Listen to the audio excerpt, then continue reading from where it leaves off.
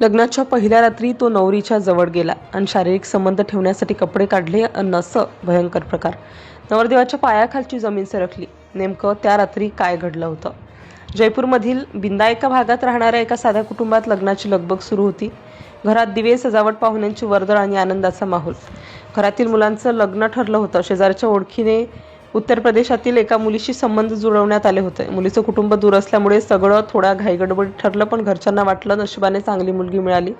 लग्नासाठी एका एजंटला मोठी रक्कम दिली गेली होती. मुलगी सुसंस्कृत आहे, घर चांगलं आहे, काळजी करू नका असं एजंट वारंवार सांगत होता. कुटुंबाने विश्वास ठेवला. लग्न मंदिरात साध्या पद्धतीने पार पडलं. वरमाला झाली, मंगलाष्टके झाली आणि सगळ्यांनी नवदाम्पत्याला आशीर्वाद दिले. घरी आल्यावर नव्या जोडप्याचं जोरदार स्वागत झालं. घरभर हसण्याचे आवाज, मिठाईचे ताट, फोटो, व्हिडिओ, सगळं अगदी स्वप्नासारखं चाललं होतं. नवरी ही शांत, लाजरी आणि कमी बोलणारी वाटत होती. कुणालाही संशय येईल असं काहीच नव्हतं. पहिल्या दिवशी सगळेच थकले होते, त्यामुळे पहिली रात्र फारशी खास झाली नाही. उद्या आरामात बोलू असं म्हणत दोघे झोपले. घरच्यांनाही वाटलं सगळं सुरळीत आहे. दुसऱ्या दिवशी नवरी थोडी शांतच राहिली.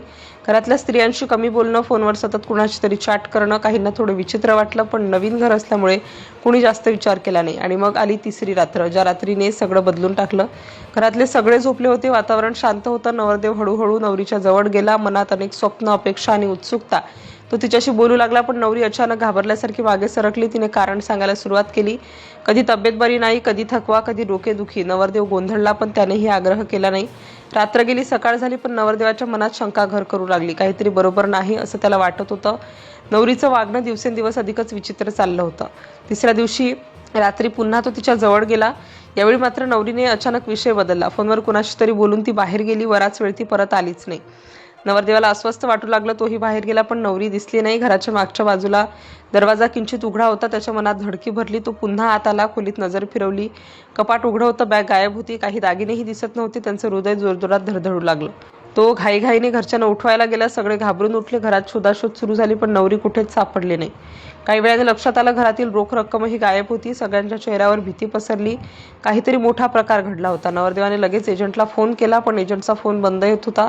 पुन्हा पुन्हा प्रयत्न केला, पण काहीच उपयोग झाला नाही. घरातले लोक हादरले होते. हे काय झालं? घरात कोण होती ती? असे प्रश्न सगळ्यांच्या मनात घुमत होते. नवरदेवाला आता प्रत्येक गोष्ट आठवू लागली. तिचं शांत वागणं, फोनवर बोलणं, टाळाटाळ, सगळं काही संशयास्पद वाटू लागलं. पोलिसांना कळवण्यात आलं. पोलिसांनी चौकशी सुरू केली. लग्नाचे फोटो, नंबर, एजंटची माहिती सगळं गोळा करण्यात आलं. पोलिसांच्या चौकशीत एक धक्कादायक गोष्ट समोर आली की मुलीचं नावही खोटं होतं. तिची ओळख बनावट कागदपत्रांवर आधारित होती. नवरदेव आणि त्यांचं कुटुंब पूर्णपणे हादरलं. विश्वास ठेवून त्यांनी लग्न केलं होतं, पण सगळं बनावट निघालं. पोलिसांनी सांगितलं की अशी टोळी अनेक ठिकाणी सक्रिय आहे. लग्नाच्या नावाखाली पैसे घेऊन फसवणूक केली जाते. आता नवरदेवाच्या पायाखालची जमीन खरोखरच सरकली होती. 3 दिवसांपूर्वी ज्याला तो पत्नी मानत होता, ती अचानक गायब झाली होती. या घटनेने संपूर्ण परिसरात खळबळ उडाली. लोकांनीही सावध राहण्याची गरज व्यक्त केली. आणि शेवटी सत्य समोर आलं. ती नवरी नव्हतीच. ती एक फसवणूक करणाऱ्या टोळीचा भाग होती. आणि लग्नाच्या तिसऱ्या रात्री घरातील पैसे, दागिने घेऊन ती कायमची फरार झाली होती.